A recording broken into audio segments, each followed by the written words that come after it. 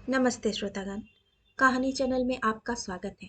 आइए सुनते हैं हिंदी की जानी मानी लेखिका मालती जोशी जी की कहानी अनब्याही पीर। आटा सानने जा ही रही थी कि फोन की घंटी बज उठी। ये नहाने जा चुके थे। मजबूरन मुझे ही उठाना पड़ा। हेलो, मैंने मरियल सी आवाज में कहा। उधर से मिसेस कुमार चहकी। कौन? भाभी जी बोल रही हैं? वाह साहब, आपने तो हमें बिल्कुल भुला ही दिया है।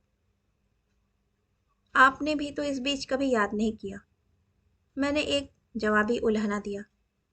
दरअसल इस समय मेरा सारा ध्यान घड़ी पर था। उधर कुकर सीटी पर सीटी दिए चला जा रहा था और उनका प्रेमालाप था कि खत्म ही नहीं हो रहा था। मैंने महरी को गैस बंद करने का इशारा किया और बेजारी से पूछ ही लिया, कहिए, आज कैसे याद किया? फौरन वे असली बात पर आ गई। वो आपकी भांजी या भतीजी कौन है? उसकी शादी हो गई? कौन सी भांजी? मैं जानबूझकर अनजान बन गई। वो आपकी 4 बेटियों वाली ननद नहीं है? उनकी बिटिया, वही जिसका रिश्ता आप सुनील के लिए लाई थी। अच्छा, नीता की बात कर रही हैं? हाँ, शादी तो अभी उसकी नहीं हुई है। किसके लिए पूछ रही हैं? अरे, अपने कौन 10-5 है, एक ही बेटा है, उसी के लिए पूछ रही थी। लेकिन सुनील को तो वह लड़की जरा भी पसंद नहीं थी। वह तो उल्टे मुझ पर बिगड़ पड़ा था कि क्या मैं इतना गया गुजरा हूं कि राह चलती किसी भी लड़की को ब्याह लूंगा। आप भी भाभी जी लड़के की बात को दिल से लगाए बैठी हैं। उसे कोई अक्ल भी है? भला बताइए, हिंदुस्तानी लड़कियों का रंग दबा हुआ नहीं होगा तो क्या मेम जैसा होगा? मुझे बहुत ताव आया। उस समय तो ये श्रीमती जी ही सबसे ज्यादा मीन मेख निकाल रही थी। अब कैसी भली बन रही हैं। उसी समय ये बाथरूम से निकले। मैंने पीछा छुड़ाते हुए कहा, मिसेस कुमार, 10:15 हो रहे हैं, इन्हें खाना दे दूं, फिर दोपहर में इत्मीनान से बात करेंगे। किसका फोन था? इन्होंने पूछा। मिसेस कुमार का, मैंने लापरवाही से कहा। क्या कह रही थी? यूं ही इधर उधर की हाँक रही थी। पता नहीं लोगों को सुबह सुबह इतना वक्त कैसे मिल जाता है। यहाँ तो सांस लेने की फुर्सत नहीं मिलती। असली बात मैं जानबूझकर छुपा गई थी, नहीं तो ये अभी भागे भागे अपनी जीजी के पास पहुंच जाते। इस रिश्ते के गोरख धंधे में पिछले बार इन कुमार लोगों ने इतने कटु अनुभव दिए थे कि फिर से उन्हें दोहराने का मन नहीं था। एक तो लड़के ने मुझे अपमानित किया था, फिर मिसेस कुमार का रवैया भी अच्छा नहीं था। मिस्टर कुमार ने तो हद ही कर दी थी। इस प्रस्ताव पर दोबारा विचार करने के लिए जब हमने अनुरोध किया था तो वे छूटते ही बोले थे, अरे, क्या विचार करें भाई, आपके जीजाजी तो खुलकर कुछ कहते ही नहीं। आखिर कुछ पता भी तो चले कि उनकी मंशा क्या है, कितने की है। सुनकर मेरा तो खून खौल गया था। जीजाजी बेचारे क्या बताएंगे। आप ही अपनी बोली बता दो। आपका तो इकलौता बेटा है, उनकी तो 4-4 हैं। आप पहले मुंह से कुछ फूटो तो सही, फिर वे बेचारे मोल भाव करेंगे। और मान लो 10-20 हजार की घट बढ़ हो भी गई तो क्या लड़की का रंग बदल जाएगा? मैंने दोपहर को जानबूझकर फोन नहीं किया, पर वह महिला जीवट वाली थी। रात को उन्होंने फिर फोन किया।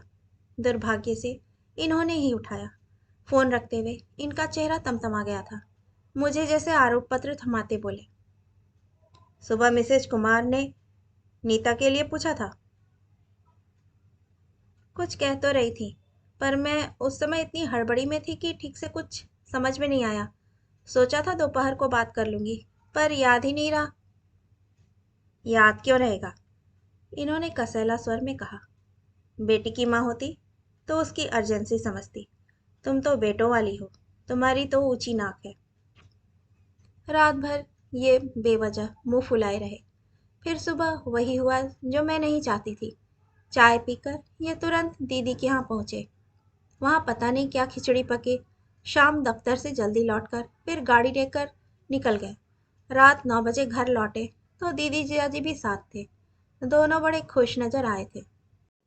लो भाई, मुंह मीठा करो, नीता की शादी पक्की करके चले आ रहे हैं। जीजाजी ने मिठाई का डब्बा मेरे सामने करते हुए कहा। शादी इतनी जल्दी पक्की भी कर दी? जल्दी कहा सुमन, समझ लो कि थोड़ा लेट ही हो गई है। अगर रिटायरमेंट से पहले सबको निपटाना है तो थोड़ी फुर्ती करनी होगी। और अब देखो, तुम्हें भी कमर कस लेनी है। यहाँ वहाँ का प्रोग्राम मत बनाना। कुल जमा 1.5 महीना ही तो रह गया है। आप लोगों ने इतनी जल्दी तारीख भी तय कर दी? अभी अभी तो उसकी सरकारी नौकरी लगी है। कुछ दिन आप भी उसका सुख भोगते। अरे, लड़कियों की नौकरी का कैसा सुख, वो तो एक बोझ है, बोझ। और क्या पता उन लोगों के भाग्य से ही ये नौकरी लगी हो, नहीं तो 4 साल से उस फटीचर स्कूल में पढ़ा रही थी। मरे 500 पकड़ाते थे और 800 पर दस्तखत करवाते थे। और सच पूछो तो ये करिश्मा इस नौकरी का ही है, नहीं तो कोई पलट के संदेशा भेजता है भला? जीजाजी बोले। मतलब? हम दोनों ने एक साथ पूछा। अरे, वो मेरे कलीग है ना, मिश्रा जी। कुमार साहब की कॉलोनी में ही रहते हैं। आते जाते दुआ सलाम होती रहती है। जैसे ही नीता की नौकरी लगी, मिश्रा जी बोले कि देखो क्या चक्कर चलाता हूँ, वे लोग खुद तुम्हारे दरवाजे आएंगे। उन्होंने ऐसा क्या कर दिया? आते जाते उन्हें पट्टी पढ़ाते रहे। बोले कि लड़का आपका बिजनेस में है तो बहू नौकरी वाली लाइए, कम से कम एक की आमदनी तो पक्की हो। फिर रिटायरमेंट का डर दिखाते रहे। बोले कि आज तो ऐश कर रहे हो, सरकारी मकान है तो कोई फिक्र नहीं है, कल को रिटायर हो जाओगे तो सड़क पर आ जाओगे, इसीलिए बहू ढूंढो तो सरकारी नौकरी वाली ढूंढो, कम से कम मकान की तो सुविधा हो जाएगी। बस इसी तरह ठोक पीट कर अपनी बात कहते रहे। फिर जब देखा कि लोहा गर्म हो गया है तो धीरे से कान में नीता की बात डाल दी। और लड़का राजी हो गया? अरे, कैसे नहीं होता। 2 साल से लड़कियां देख रहा था। साल भर पहले तो हम ही लोग गए थे। उसे कोई लड़की पसंद ही नहीं आ रही थी। उसे चाहिए थी हेमा मालिनी या श्रीदेवी। अब ये हेमा मालिनियां क्या ऐसे टटपुंजियों से शादी करती हैं?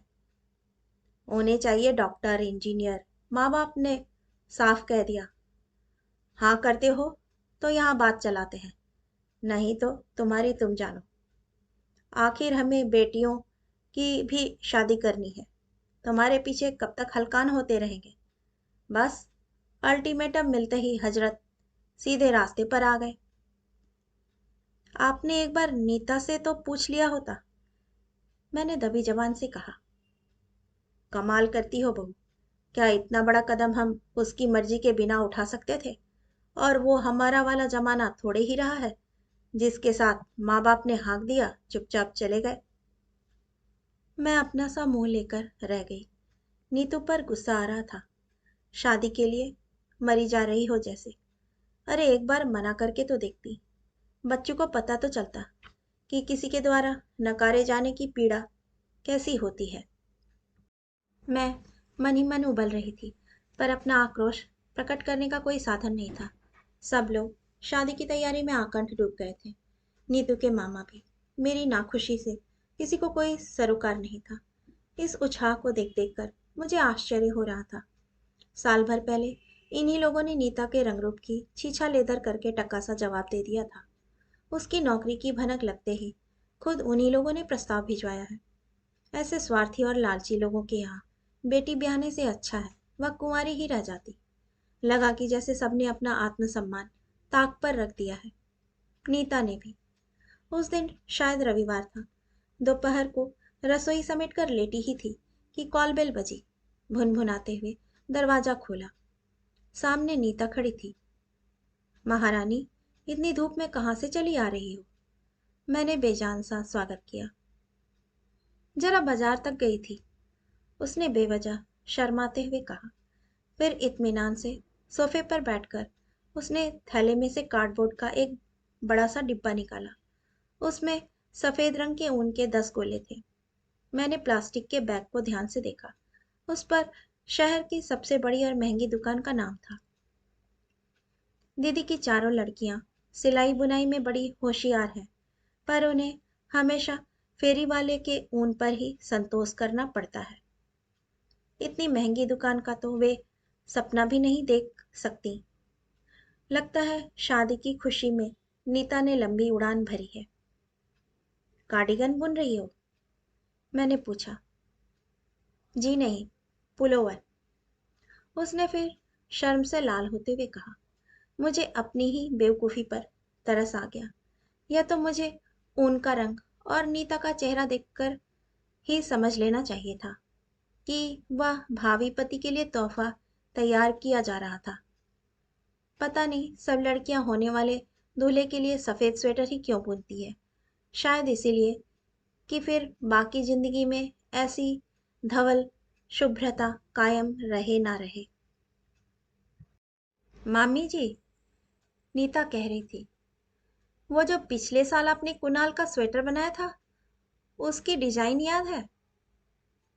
अपने घर के डिजाइन रिपीट करना मुझे कभी अच्छा नहीं लगा, पर नीता को मैं मना नहीं कर सकी। 13 लाइनों वाला मुश्किल पैटर्न था, पर उसने एक दो बार में ही सीख लिया। फिर मुझसे फंदे भी डलवा लिए और एकदम उठकर खड़ी हो गई। अब चलूंगी मामी जी। अरे वाह, यह अच्छी शराफत है। एक तो मेरी नींद खराब की, अब यह भी नहीं कि एक कप चाय ही पिलाकर जाती। बेचारी फौरन किचन में चली गई। जब तक चाय बनी मैंने उसके लिए नाश्ता लगा दिया, पर मैंने देखा कि खाने में उसका जरा भी ध्यान नहीं था। वह बस कुतर रही थी। शायद उसे घर जाकर स्वेटर शुरू करने की अधीरता हो। इतने दिनों से मेरे मन में जो बात उमड़ घुमड़ रही थी, उसे कहने का आज ही मौका था। आज उसके मामा भी घर पर नहीं थे और बच्चे भी नहीं थे। नीता, मेरे गंभीर स्वर से वह एकदम चौंक पड़ी। टुकुर टुकुर मुझे देखती रही। नीता, हम तुमसे बहुत नाराज हैं। क्यों मामी जी? मैंने कभी सोचा भी नहीं था कि तुम इस शादी के लिए हाँ कर दोगी। पिछले साल इन्हीं लोगों ने तुम्हारा अपमान किया था। कम से कम एक बार इनकार का मुंह तोड़ जवाब तो देती। कोई भी स्वाभिमानी लड़की यही करती। सच बताओ, क्या शादी तुम्हारे लिए इतनी जरूरी थी कि उसके लिए तुमने आत्मसम्मान को ही ताक पर रख दिया, या सेल्फ रिस्पेक्ट का तुम्हारे लिए कोई महत्व ही नहीं है? बेचारी नीता सिर झुकाए चुपचाप मेरा भाषण सुनती रही। मैं दीदी जीजाजी को दोष नहीं देती, उनकी अपनी समस्याएं हैं, विवशताएं हैं, पर तुम तो तनकर खड़ी हो सकती थी। अब तो तुम अपने पैरों पर खड़ी हो, किसी की मोहताज भी नहीं हो, पर तुम तो इस शादी के नाम से ऐसे उमग रही हो कि देखकर तरस आता है। मामी जी, बड़ी देर बाद उसके मुंह से आवाज निकली। आप ठीक कह रही हैं। सचमुच मैंने आत्मसम्मान को ताक पर रख दिया है, क्योंकि यह बहुत महंगी चीज है। हम इसे अफोर्ड नहीं कर सकते। हमारी कुछ मजबूरियां हैं जिन्हें आप समझ नहीं पाएंगी। अगर मैं मना कर देती तो जानती हैं क्या होता? मेरी कुंडली और फोटो लेकर पापा कल से फिर चप्पल चटकाते घूमते, 10 लोगों की चिरौरी करते, 10 लोगों की झिड़कियां खाते, 10-20 लोगों के सामने मेरा प्रदर्शन होता, 10-20 नकार और झेलने पड़ते। मेरे शादी ना करने से ही समस्या हल हो जाती तो मैं खुशी से कुंवारी रह लेती, पर मेरे मना करते ही घर में कोहराम मच जाता। पापा का बीपी बढ़ जाता, माँ रो रो कर घर भर देती, बहनों की शादी में 100 व्यवधान खड़े हो जाते। इसीलिए मुझे मन पर पत्थर रखकर यह अपमान का घूंट पीना पड़ा है। शायद यही हम जैसों की नियति है, और आप जिसे मेरा उमगना समझ रही हैं, वह तो एक राहत का एहसास है। अपने माँ बाप का कम से कम एक बोझ तो मैंने कम कर दिया है। उन्हें कुछ दिनों के लिए तो तनाव से मुक्ति दे दी है। कहते कहते उसका गला भर आया। अपना सारा सामान समेटकर वह एक झटके के साथ उठ खड़ी हुई और चल दी।